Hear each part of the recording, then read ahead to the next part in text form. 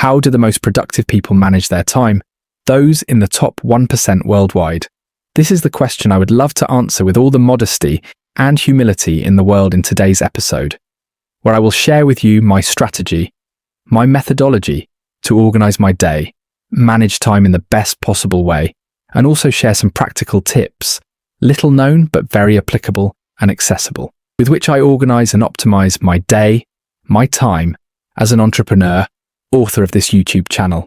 If Elon Musk finds time to develop the electric car industry, implant chips in humans, create networks of subway tunnels, and still have time to make a mess on Twitter, I honestly believe I have time to go to the gym, read 20 pages a day, or record and edit a video, and with this deep awareness of the abundance of time. This is the first step. Design a system of action to mechanize progress. In other words, it is about creating rituals that allow us to do two things. One, to mechanize the process of activating and deactivating your focus mode, and two, to have a device to automatically defeat procrastination, which means to create an activation routine, a deactivation routine, and something that we have never seen before in this channel, which is a kind of nuclear mechanism to fight against procrastination. How to create and why the need to create activation and deactivation routine. What are these precisely? These are rituals, chains of habits that allow you to activate yourself in the morning, activate focus mode, and in the same way, deactivate yourself at night in order to promote healthy productivity and optimal mental health to ensure long-term progress.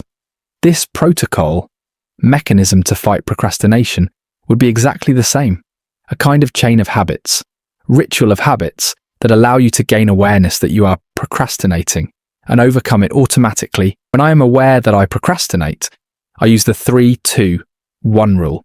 In other words, in my head I count 3, 2, 1, and I get up, do 20 push-ups, 20 squats, drink a glass of water, and play a stimulating song, something that motivates me. But you will see that this motivational routine, this nuclear protocol to combat procrastination, is less and less and less necessary when you have the following implemented in your day, which is habits of structuring your day in protected and priority blocks of time. In other words, how I organize or structure my day. Well, I start with an activation block, a protected productive time block, and a deactivation block. These blocks are sacred. Not even royalty can allow me not to follow them every day. Why? Because they help me to stay sane. Good mental state, each of these blocks is composed of healthy habits that allow me to reach very, very, very sustainable levels of productivity. In the long term, for example, let's take a detailed look at my protected, productive time block. With time blocking, I structure my day in 6 hours of deep work. I divide those 6 hours in 3 blocks of time of 2 hours. Each hour is structured in 50 productive minutes and 10 minutes of rest, with what I identify are the tasks that will help me to progress more.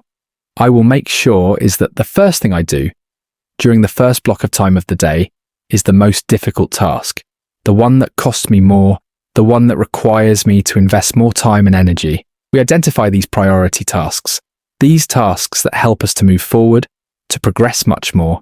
We will see the next thing that is secret to do less doing more of what you like. The fundamental, essential, crucial secret to learn how to manage your time well is to know how to say no. You must fall in love with no, the sooner the better, and use it indiscriminately. Because the truth is that we will never sin of saying no in excess. We already have the natural tendency to accept all plans, opportunities that come to us, and that is basically because we prefer the emotional cord and give more to others. Then we have that tendency, I repeat, accept everything that comes to us. Also, why not to increase our value? And that's the problem. When you are young, it is normal that you want to accept everything. When you are young and you start to increase your value, you start to enrich your value. The problem is that many people will want a little piece of your attention. They will want a little piece of the cake, of that cake that is valuable right now. Then you have to fall in love with no. Learn to say no by default. Obviously, I'm not talking about being a narcissist, an egotist who says no to everything and just carves his own path. Clearly not. You must learn to stop living by the goals, demands, questions of others, and learn to protect your time with the no. And I do not say again that you are a selfish recluse, but when you are made a proposal, the mindset you must adopt. I mean, does it really motivate me? Do I want to invest all my time, energy, effort to make this project something never seen before? Or my answer is, meh, yes, we can do it. You must be absolutely, deeply, sincerely motivated to help that person to achieve that or to contribute to that project. If your answer is meh, then say no by default. So what happens when we have already structured our day, following these laws of productivity, and we have learned to say no, that is, we have a little free time left? What should we do with this free time? Continue fighting against procrastination? Well, I have good news for you, because to manage your time well, you must first accept procrastination. We all procrastinate, all of us, from Bill Gates to Elon Musk to your neighbor, to me, to any kind of entrepreneur. We all procrastinate, don't be fooled. Your struggle is not to eradicate procrastination. Your struggle should be focused on fighting excessive procrastination. A procrastination that exceeds that daily minimum of legitimate and accepted procrastination. I mean, we have to make it our goal to fight with the excess of procrastination. Then the sooner you accept a minimum of procrastination, respect it and fight with that excess, against that excess, it will help you in two things. One, to keep you sane, with a good state of mental health, to keep you on the path of long-term progress for longer, and two, to be more productive. Because procrastination, whether you want it or not, a little bit daily is very healthy and helps us to be more productive and more creative. But some of you may be wondering, don't you think it is worth being very productive in the short term and then enjoy the fruits placidly under the shade of a coconut tree? No. If you want to produce more, I advise you to be very careful, because the least productive thing is burnout, and if you keep producing more, you'll end up falling into the burnout trap. I recommend you to integrate the idea that the experience of life is not a sprint, it is a marathon, and it is worth more the patient and progressive long-placed progress than the tiring intensity of the brief, short-placed progress. So take it easy, prioritize quality over quantity. Do not want to produce more for the sake of producing more. Try to produce more to invest more time in that which matters.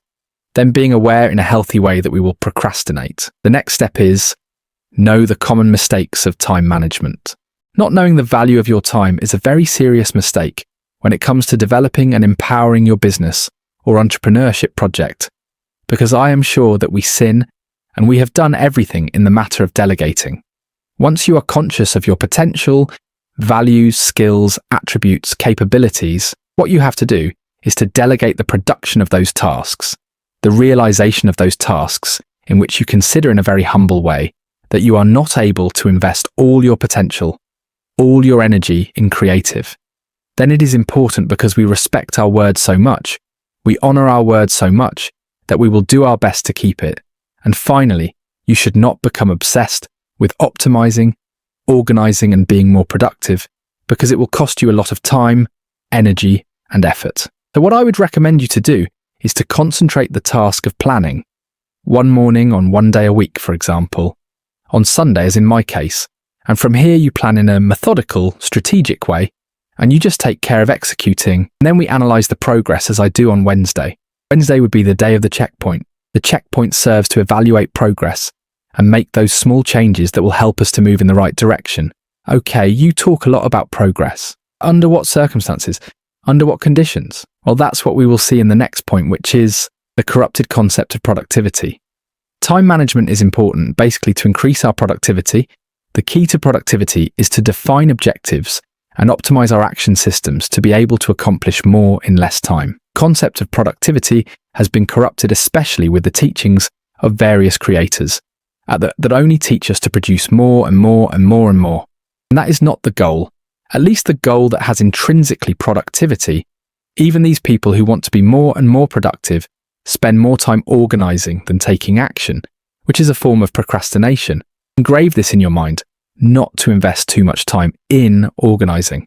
To have healthy productivity levels, it is important to focus on what is the intrinsic, inherent value of productivity, which is to optimize better, to move faster, to invest more in what matters to you. And the last thing we lack is to maintain an abundance mindset with respect to time.